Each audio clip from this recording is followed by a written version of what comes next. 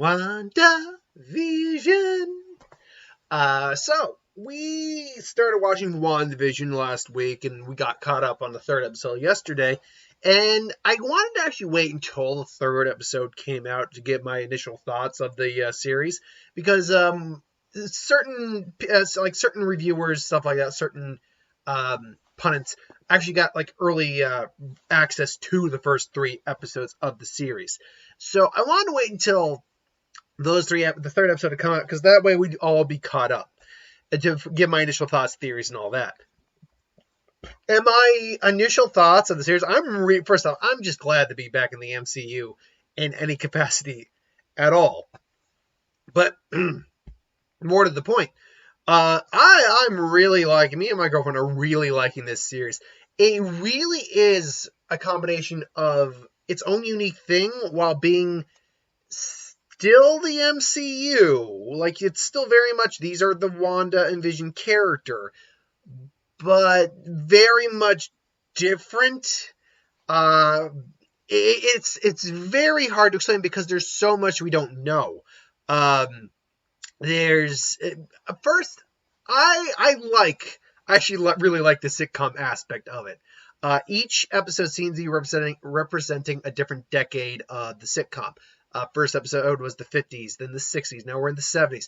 I'm assuming next Friday's episode will be the 80s. There are, I believe, 9 episodes, which should, in theory, work out right, because then you'll get the 80s for the 4th episode, 90s for the 5th, the early 2000s for the 6th, the 7th, in theory, could be the 2010s, and then I guess the final 2 episodes are dealing with the overall issue at hand of what's going on.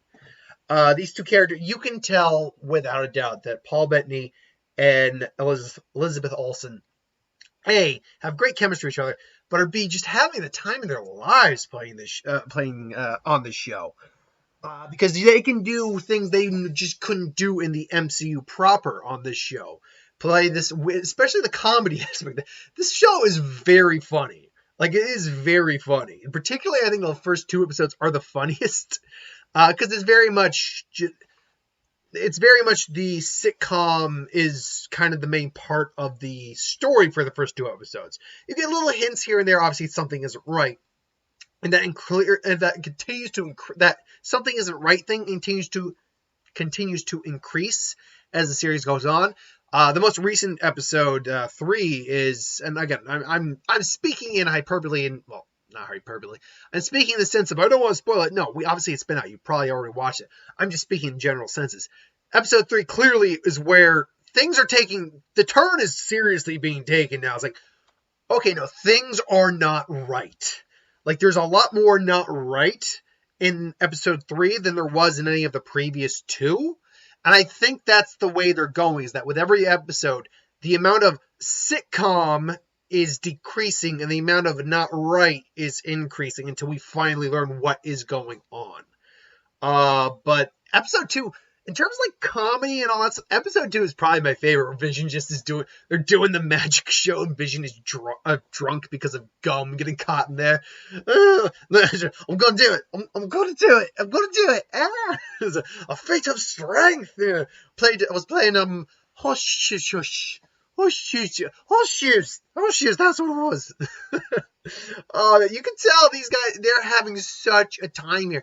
But when they have to also do the serious stuff, particularly Elizabeth Olsen, that scene in the most recent episode where Geraldine, whose actual character's name is I can't remember her actual character's name. She's not Geraldine. She's the daughter of Carol Danvers' friend. That's all I can really say. She's the daughter of Carol Danvers' friend. I can't remember exactly what her name is at the top of my head. She's in every episode past this, by the way. So yeah, she'll be around for at least for a while. Where Wanda suddenly remembers Pietro, and she's like, I was a twin, and then she starts to sing the Sokovia like lullaby she knew as a kid, and then Geraldine looks at her, and it's a really interesting scenario or kind of moment there, because it's like Geraldine is actually able to snap out of whatever is happening, because Geraldine is clearly under the influence of something, but for a moment when it gets brought up, something clicks, and he was your brother, he was killed, Pietro, he was killed by Ultron, wasn't he? And what'd you say? and that turn where she goes full, oh no, you need to leave. You need to leave. And then Vision comes and says, where's Geraldine? It's like, she had to leave. And that's just like completely not there look on her face. I think that's the best way. That, oh no. Everything's fine. Everything's fine. Look, it's like, this is what I want. Look on her face. Yeah, like that was some sinister acting on it. Like, oh man. And of course we see later on that Geraldine got basically thrown out of whatever reality warping effect is going on here. As we see that Sword has set up some sort of perimeter around the area that Wanda is affecting. But I mean, let's quickly talk about the sitcom aspect before we go and delve into what the hell do I think is going on.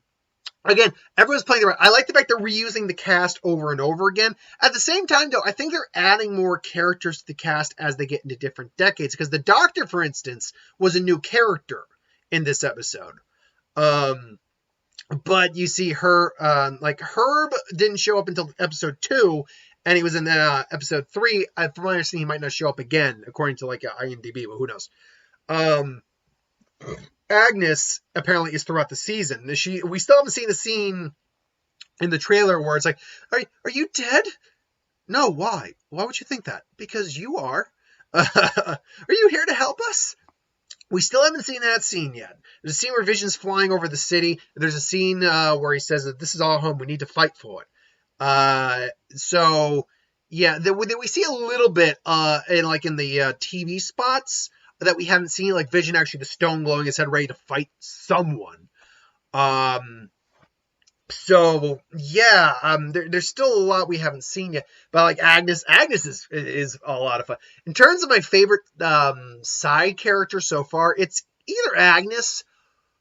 I'll be honest, I like Jim, the guy who said, "Honey, did these earrings make me look fat?" Light goes out.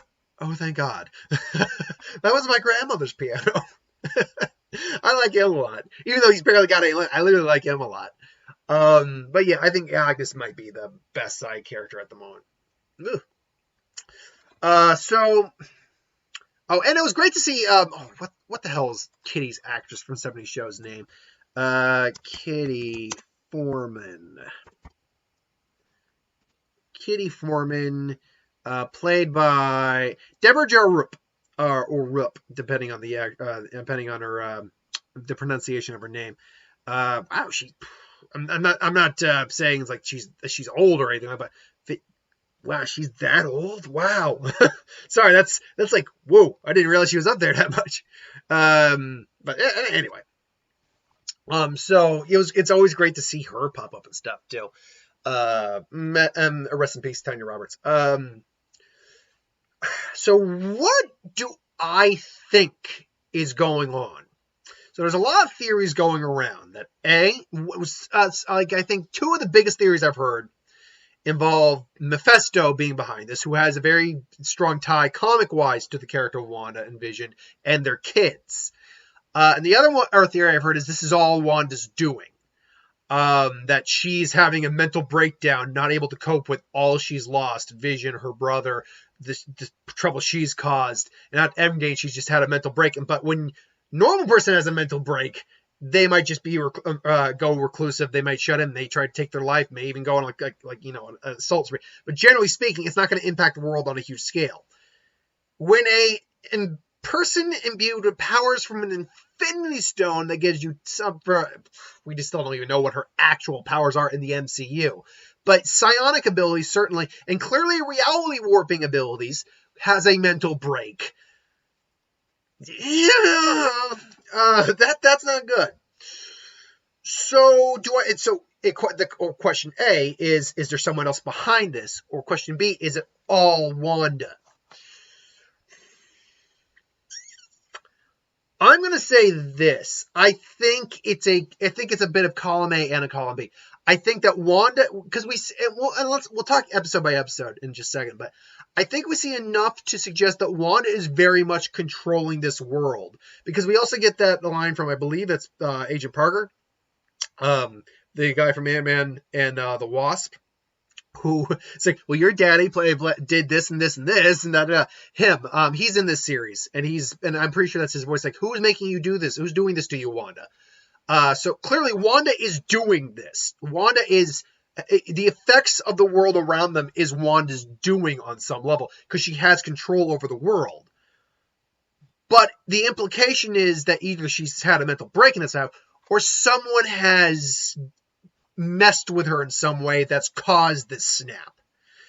So going from episode to episode real quick, just start going from episode 1 to 3, with every bit of information we know that something's not right, what can we infer? Let's start with episode 1 real quick.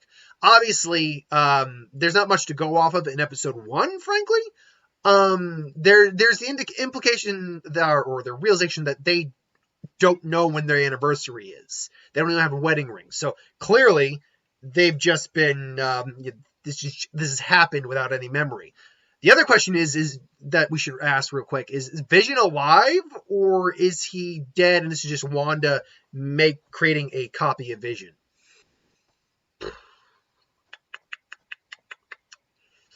I think Vision is dead, but Wanda knew Vision so well because he's still got the Mind Stone in his head, and they're all destroyed. So I think Vision is still dead, but this Vision that she's created is so perfect that it is Then again, I just realized there's another option. There's another option that ties into another. I'll get to that. I just realized something. But yeah, so we don't see much besides that. But what we do see happen is his boss, Mr. Hart, start to choke. And then you see, I'm going to just call her Kitty. You see Kitty just keeps going, oh, stop it, stop it, stop it, stop it. And she just does it. And I've heard some people say, oh, that's kind of like a glitch in the Matrix. But what it seems to be implied is a lot of these people are, in fact, real people that are stuck in this town. Because when Agnes and Herb in episode 3, and we'll talk more about this, when Herb's about to tell Vision something very important, Agnes is like, don't do it. Like, don't tell us. Like, they're afraid. Like, they're afraid for their lives. Like, what might happen if something gets revealed. But at the same time, a lot of them seem to be under like a hex or some sort of mind control. But a couple of them, like Agnes clearly isn't, and Herb clearly isn't. At least to some extent, like it seems to go in and out. Like Wanda's control over this world is not perfect, because if it were perfect, she wouldn't have to do things like reset stuff or anything like that. So, and I think the longer that the charade goes on, the more the cracks are going to form, the less control she's going to have, and that's when it's all going to go to pot. But when I saw her, I've heard someone say, like, yeah, Kitty pleading is just a glitch in the Matrix. Like, nope, but no, I think that was her still under control, but having enough realization of what's going on to be like, she was pleading with Wanda, please stop it. Just stop it, please. Let us go, or at least help him. And then, obviously, Vision goes and helps him. Gets the food out of his throat. So that's all we really see in episode 1. Not much you can infer from that. There's really not much. Like, something's wrong. Like, something isn't right. And we know this reality ultimately isn't a real reality in some way. Episode 2 is when things we see a bit more. There's a loud sound, and then Wanda finds the red helicopter in the bush. Geraldine doesn't know what she's doing there. We know she is clearly a member of SWORD. One theory I actually heard, which was really good, is that Geraldine flew into the barrier on a helicopter, but the effects of Wanda's reality alteration made the helicopter crash. That was the sound. Her powers fixed it, and then turned it into a toy. So I like that theory. But then we also get Wanda hearing hearing someone on the radio. Wanda, who's making you do this? Who's making you do this? And you get I can't remember the Valley, not the Stepford wife woman, like the head of the wife's community, asking, "Who are you?" So clearly, a lot of these people who aren't aware of what's going on are completely like out, like they are completely in a trance, in a different state of mind. So, and I think that's Wanda's influence on some level. Then we get that final scene at the end of episode 2, where we see the beekeeper come out.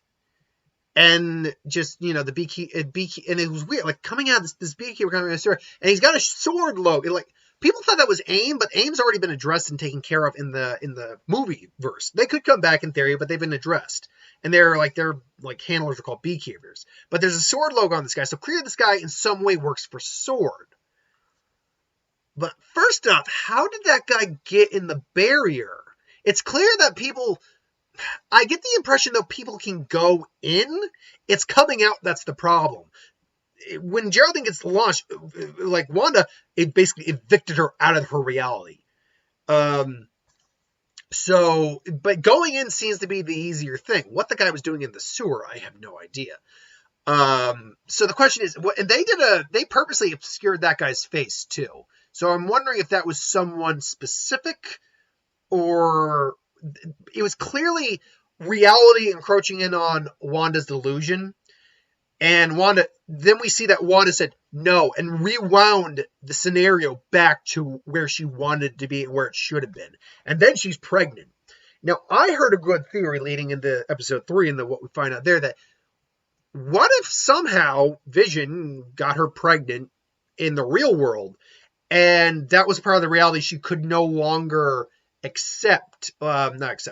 could no longer deny, and she gave birth. Because when you see her giving birth, this isn't like, what you would see on like sitcoms, like, oh, it's hilarious, girl, like, oh, you did this to me, oh, this isn't a time for this. No, she was legitimately in pain, and she was legitimately scared, to the point where her powers were going nuts. It was causing it to, like, rain. Her water broke, it rained inside. She was bringing things to life. And I think the reason she couldn't make that stork disappear is because her powers were just so in flux because of what she was going through.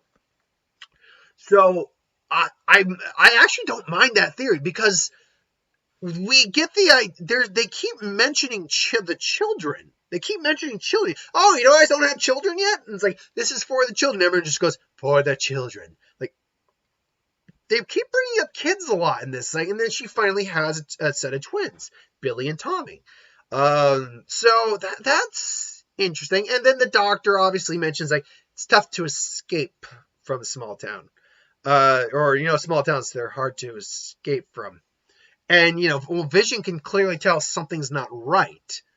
And again, he goes to Herb and Agnes, and they almost reveal something, and he goes back in. Previously, he had figured out, I think there's something wrong in this town. And then you see Wanda just kind of realizing that Vision is either picking up on it, or maybe she doesn't want to accept that reality, that something's wrong here, that she's either doing it or someone else is doing it.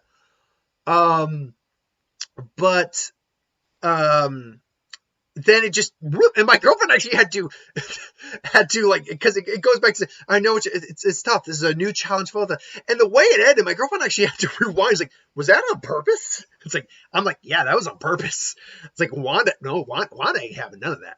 And then obviously you get then you get the big one at the end where Wanda is like, what did you say? And it's like, well, who are you? It's like, what are you doing here? You need to leave. You need to leave. Which shows us, like, she's got a lot of control over this world, and it might be her that is holding a lot of these people hostage. Because they're just stuck in her reality. Like, she was probably in this town at some point, and then the break happened, and these people got stuck there. And one of the questions I've heard is, she going to be is this, at the end of the series, will Wanda actually go heel and become a villain? Like, could she actually be one, if not the main antagonist of Doctor Strange Multiverse of Madness? Because we know she's in that movie, and she's going to play a role similar to, like, possibly like Hulk did at minimum, where she's going to have a solid part in the movie. It's Doctor Strange's movie, but she's going to have a solid role. I personally don't think she's the villain. She might be an antagonist. Someone might be, again, manipulating her, because it's clear she can be manipulated pretty easy. We've seen that happen, actually. But I'm going to pose this theory that it just occurred to me now. So there does seem to be some mild hints toward Mephisto being involved. In the commercial, which, by the way, I'm digging those commercials, and each one does seem to represent a form of her trauma. The toaster from Stark Tech seemed to represent the missile. They're waiting for the missile to go off, and then it does it, and the toast pops. So that's what that represented. The Strucker watch, Strucker's the one who gave her the powers, abused her. The Escape Your Own Reality soap commercial by Hydra. You know what? And I'll bring it up to my girlfriend later, because I want to see what her thought of this.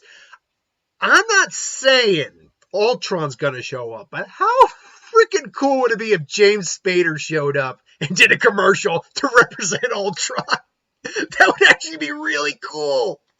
I'm liking those commercials. But there's like 666 is like upside down the 999. Agnes keeps referencing her husband, Ralph. Now, that could just be nothing, or Ralph could actually be someone important. Maybe Ralph is kind of like the identity that Mephisto is taking. Now, again, this is assuming Mephisto is involved. Mephisto, as we know, for any of us comic readers, and for those of you who aren't comic readers, he's the devil. There are many demon lords and lords of death and gods of death, like Hela is, we'll even chat with Mephisto and stuff like that in Marvel. But in terms of Marvel's Satan, that is Mephisto. That is Lucifer. Not Lucifer, but that is the devil. And one of the famous and widely debated comic book runs of Spider-Man is what's the name of that one? Where he basically makes the deal with Mephisto to Spider-Man Mephisto. Hold on. I want to know the name of that one. Spider-Man Mephisto. Mephisto. One More Day. The One More Day arc, or storyline, where basically he wishes, if I remember correctly how that ends, he wishes that Amy's been shot, and basically Mephisto gives him a choice to save her, but lose Mary Jane, or keep Mary Jane and lose her. And he takes Aunt May over Mary Jane. Seeing as he's the devil and can make these deals, what if, as someone as disguised as, people are theorizing Al Pacino's going to play Mephisto because he played Lucifer in freaking The Devil's Advocate. And to be fair, that would still be pretty awesome. But assuming it's Mephisto, and let's take out Al Pacino. I don't care if it is or isn't, honestly. If it's Mephisto, what if he approached Wanda with a deal to bring Vision back and give you this perfect world on the condition, I want your kids, or I want something from you. I'm not going to tell you what I want from you. It's like he knew he'd want her kids. Like, her kids would be astronomically powerful. But he wasn't going to tell us, I want something for you down the line. Look, you owe me. It's fine. I got the power to do this. I can bring your lover back, and I can give you the perfect life you want. It's going to be totally in your control. Just got to shake my hand. And and of course, she'd take that deal. What if he's the one who brought Vision back? Because he seems to have an Infinity Stone in his head, and it seems to work, at least for the little bit we've seen in the trailers. It seems to glow, and it seems to work. In theory, would Mephisto be an individual strong enough to bring an Infinity Stone back? It's not out of the realm of possibility, depending on how they would interpret Mephisto in the... oh, my computer's lagging a little bit, because the battery's kind of... One second. Battery's getting a little low. There we go. We're good now. it wouldn't be so far-fetched that they could alter Mephisto to be someone who could do that. I mean, look what they did with Hela, look what they did with Thanos. They can be altered. We have no idea what they'll do with, like, Kang, Doom, or Galactus when he shows up. I actually have a theory that those guys are probably the ringers for the next big bad. But we'll see after Thor, Love and Thunder, and the Spider-Man movies. I got another theory about who we could see. It's a long shot theory, but I've got another theory about it. But yeah, if Mephisto's behind us, that could have been a way. That could have been. It's a deal with the devil scenario. It's a one more day scenario. She made a deal, and the deal was the kids. And she probably isn't even aware of that. That's why she's not even. That's why she's not. Think words here. That's why she's not worried the fact that she had the kids. And maybe he's the one who was kind of like stopping the match. But I don't think that was him stopping the match. I think he's just in the waiting. If that is him. If there is even a main bad guy, assuming it's not Wanda just going completely batshit.